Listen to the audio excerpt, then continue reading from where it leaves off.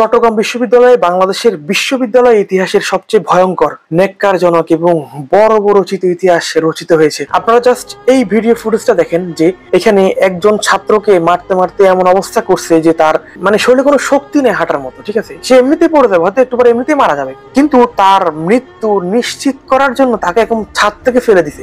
মানুষ কতটা হিংস্র হলে বা কতটা বর্বর হলে এই কাজটা করতে পারে যে একদম ছাদ থেকে ফেলে দিতে। এখন ছাদ থেকে ফেলে দেওয়ার পর সে কি আগুনে পড়বে না পানিতে পড়বে, সে কি বাঁচবে না মরে যাবে, নাকি লোহায় পড়বে না কোথায় পড়বে, সেটা দেখার কোনো সুযোগ নেই। আপনারা দেখেন আরেকটা ফুটেজ দেখেন যে মানুষ কি পরিমাণ হিংস্র হলে একজন আরেকজনকে এভাবে মারে। এখন যদি তর্কের খাতিরে বা যুক্তির খাতিরে ধরেই নি যে সমস্যাটা আসলে ছাত্রের ছিল, যখন সমস্যাটা শুরু হয়েছিল ছাত্রের দোষ ছিল বা শিক্ষার্থীর দোষ ছিল, ধরলাম আচ্ছা শিক্ষার্থীর দোষ ছিল, এখান থেকে ঘটনার সূত্রপাত হয়েছে, তাই বলে মানুষকে এভাবে মারে? একজন স্থানীয় যে অস্ত্রগুলো রয়েছে রামদা, ছুরি, বটি, কাশি যা আছে সেগুলো নিয়ে এসে মানুষকে কোপাচ্ছে, একদম মেরে ফেলতেছে।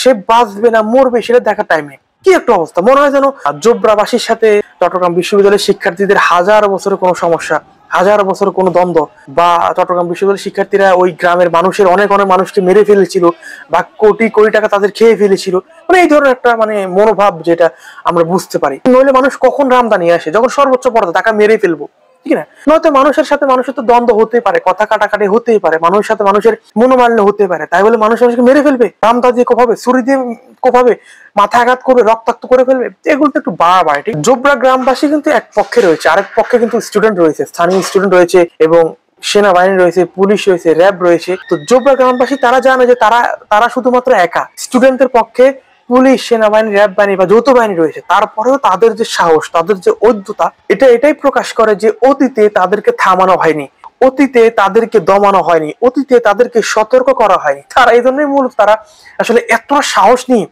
এগোচ্ছে। দেখুন তো পুলিশের কাছে গুলি আছে, তারা জানে যে পুলিশ যদি গুলি করে তাদের গুলির সামনে এই যে রামদা, ছুরি, বটি কিছুই না। তারপরেও তারা রামদা, ছুরি, বটি নিয়ে অলরেডি প্রায় 2 থেকে 300 স্টুডেন্টকে একদম কুপায় জখম করে ফেলছে, রক্তাক্ত করে ফেলছে। বিশ্ববিদ্যালয়ের প্রক্টরকেও তারা গণে না, আহত করে ফেলছে।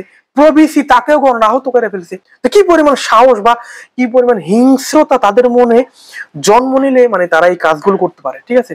তো আপনাদেরকে বলে রাখি, এই যে জোবরা গ্রাম চট্টগ্রাম বিশ্ববিদ্যালয়, এই গ্রামে কিন্তু বাংলাদেশ সরকারের প্রধান যে উপদেষ্টা ডক্টর মোহাম্মদ ইউনূস জন্মগ্রহণ করেছিলেন। অর্থাৎ এই গ্রামটা কিন্তু তার গ্রাম এবং এই বিশ্ববিদ্যালয়টা অনেকটা বলতে পারি যে তার বিশ্ববিদ্যালয়। তার বিশ্ববিদ্যালয় যদি ছাত্রদের এই অবস্থা হয়, তাহলে অন্যান্য বিশ্ববিদ্যালয় কি হবে? এটা আসলে সন্দেহের একটা বিষয় থাকে। তো সমস্যাটা শুরু হয়েছিল মূলত রাত 12টার দিকে, ঠিক আছে? এর আগেও ছাত্রদের সাথে জোবরা গ্রামবাসীর বিভিন্ন সময় আসলে বিভিন্ন সমস্যা হয়েছিল। তো অনেক সময় সমস্যাগুলো মিটে যেত বা শেষ হয়ে যেত, কিন্তু এই সমস্যাটা আসলে মিটে নাই। এটা সারা রাত ছিল, দিন গড়িয়ে সকাল গড়িয়ে যত সময় বাড়তেছে এরা আরো তীব্রতর হচ্ছে। তো এখানে প্রশাসনের ভূমিকা নিয়ে প্রশ্ন ওঠে, যেহেতু সমস্যাটা আরো তীব্রতর হচ্ছে, তারা অবশ্যই সেখানে পুলিশ মোতায়েন করবে, বেশি র্যাব নিয়ে আসবে, সেনাবাহিনী নিয়ে আসবে। কিন্তু দেখা যায় দিন গড়িয়ে দিনে 2-3টা বেজে গেছে, এরপরে গিয়ে নাকি সেনাবাহিনী আসছে। দিনের অলরেডি সব মারামারি কাটাকাটি সব শেষ, ছাত্রদেরকে অলরেডি আহত করে ফেলছে, এরপরে সেনাবাহিনী আসছে। খুবই হাস্যকর একটা বিষয়। তো সুতরাং সরকার এবং প্রশাসনের ভূমিকা আসলে খুবই হাস্যকর একটা বিষয়, যেখানে ছাত্রদেরকে অলরেডি মেরে ফেলছে, সারা দিন পর সংঘর্ষ চলতেছে, আর আপনারা ডিসিশন নিবেন এরপর সেনাবাহিনী আসবে, এগুলো থামাবে। খুবই অবাক করার একটা বিষয়। ফাইনালি আমি যেটা বলতে চাই যে অ্যাটলিস্ট এইবার একদম জোবরা গ্রামবাসীর মানুষদেরকে চিহ্নিত করে ধরে তাদের যদি বিচার করা না হয়, তাদেরকে যদি গ্রেপ্তার করা না হয়, তাদের যদি জেল জরিমানা করা না হয়, তাহলে কিন্তু জোবরা গ্রামবাসীর সাহস আরো বেড়ে যাবে। ভবিষ্যতে তারা এই কর্মকাণ্ডগুলো আরো বেশি করবে। হিংস্রতার বর্বরতার সর্বোচ্চ পর্যায়ে চলে গেছে জোবরা গ্রামবাসী।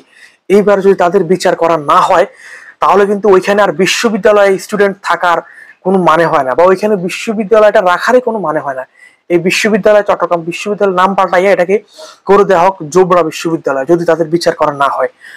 আমি চট্টগ্রাম বিশ্ববিদ্যালয়ের একজন প্রাক্তন ছাত্র হিসেবে অবশ্যই এটা দাবি করবো যে দোষীদেরকে অবশ্যই বিচারের আওতায় আনতে হবে, কঠোর শাস্তির ব্যবস্থা করতে হবে, এবং সেটা খুব দ্রুত সময়ের মধ্যে, দেরি করা যাবে না, ঠিক আছে? খুব দ্রুত সময়ের মধ্যে। এবং যেসব ছাত্ররা গুরুতর আহত হয়েছে বা যাই হয়েছে, সবার সম্পূর্ণ চিকিৎসার ভার বিশ্ববিদ্যালয় প্রশাসন বা সরকারকে নিতে হবে, এবং ভবিষ্যতে যাতে এই ধরনের কোনো ঘটনা না ঘটে সেজন্য প্রশাসনকে আরো গুরুতর ভূমিকা পালন করতে হবে।